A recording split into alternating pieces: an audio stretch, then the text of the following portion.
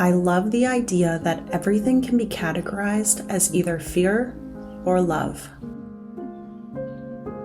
When you look deep enough into everything in life, you can sense if it is rooted in one or the other.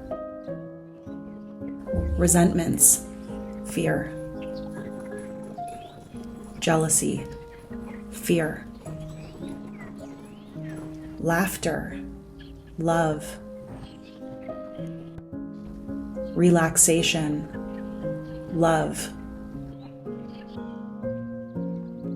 Celebrations, love. Shame, fear. Why is it that babies, puppies, and sunsets create the most beautiful connection to love? Each of them holding such a pure innocence. They have no judgments, critiques, or resentments. And just by being in their presence, we are able to tap into feelings of joy, never questioning their intention. They are simply here to love and to be loved.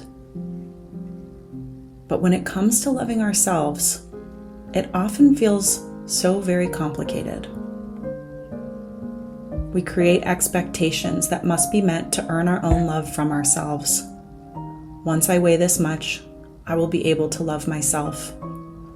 When I've accomplished these things, it will be easier to love myself. Our ability to love others reflects our ability to love ourselves. A piece of wisdom that I heard many years ago and continue to reflect on is, how we do one thing is how we do everything. If your love for yourself is conditional, where else in your life is your love conditional? If your love for yourself must be earned through meeting expectations, where else in your life are you holding back love due to unmet requirements?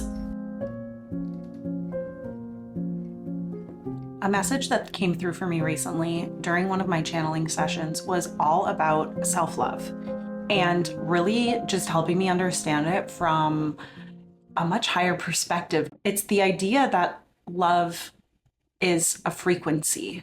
It's a vibration, a state of being. When we tune into this frequency and we are able to be in a higher alignment that matches it, the energies and aspects of us that are denser and lower vibration will start to naturally just fall away. As our lives become more and more absorbed in this frequency, we attract experiences and people that match this. And what that does is it makes it so that our ability to love ourselves and therefore others becomes a state of being. It's not something we need to strive for anymore. It's not something that we are working on or seeking. It becomes our normal. To give an example that I think all of us can really relate to, you could go into a place, whether you're interacting with someone directly or not, you can tell when someone's vibe is really off or they're in a really bad mood. You can tell that without them saying anything. And oftentimes we pick that up more so when someone isn't saying anything.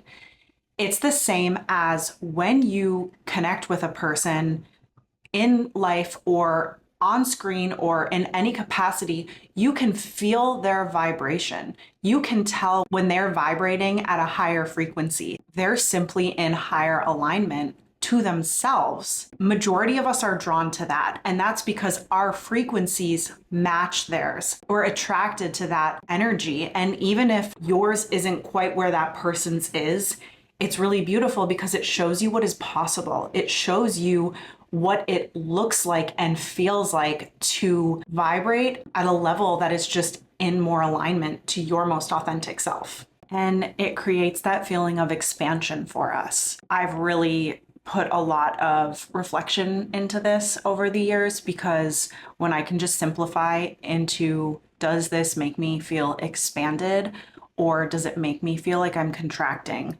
When I can just really differentiate pretty much anything by these two things, it's so powerful, and it takes away all of the mind chatter about what is my best direction. It's an indicator of what are my yeses and what are my nos. What is my intuition saying to me? What is my guidance? When you're in this alignment and this frequency, you are in love. You are shining your light for yourself and for everybody you come into contact with. We attract others whose light reflects our own. I think that sometimes self-love is depicted as getting yourself a massage or a manicure and pedicure, really just treating yourself. For me, that feels a little more like self-care. It's all just based on what you want to label it as.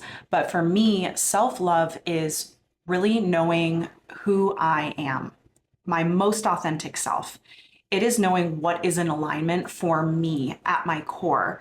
It is knowing how to respect myself and doing so based on what my alignment is. It is knowing what my boundaries are and really applying those with love for myself and everybody around me. It's also about what does alignment look like for me in my relationships, in my work, in my experiences, and what I'm saying yes to and what I'm saying no to.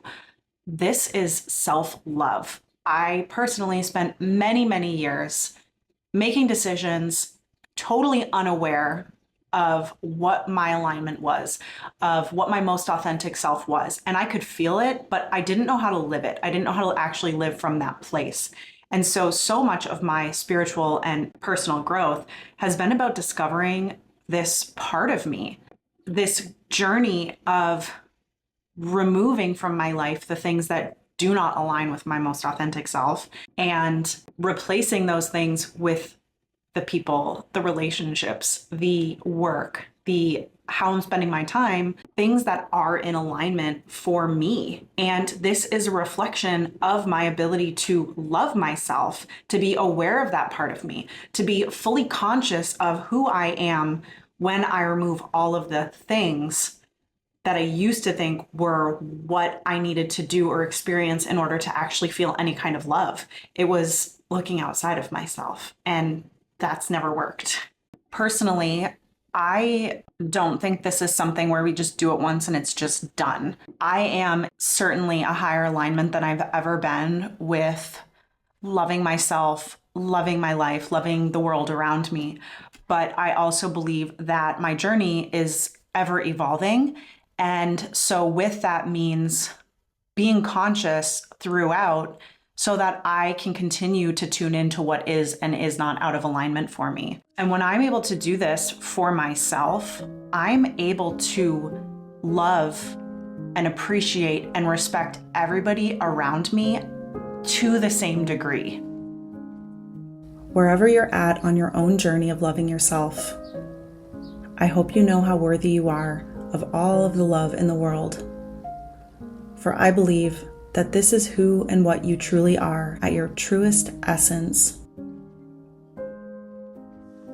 And a simple way that deeply supports me along my journey of self-love is to consider, is this rooted in fear or is this rooted in love? Does this create a feeling of contraction or expansion? Follow the wisdom of your heart. It is always speaking to you in the frequency of love and expansion. And by doing this, before you know it, your entire life will be an embodiment of love.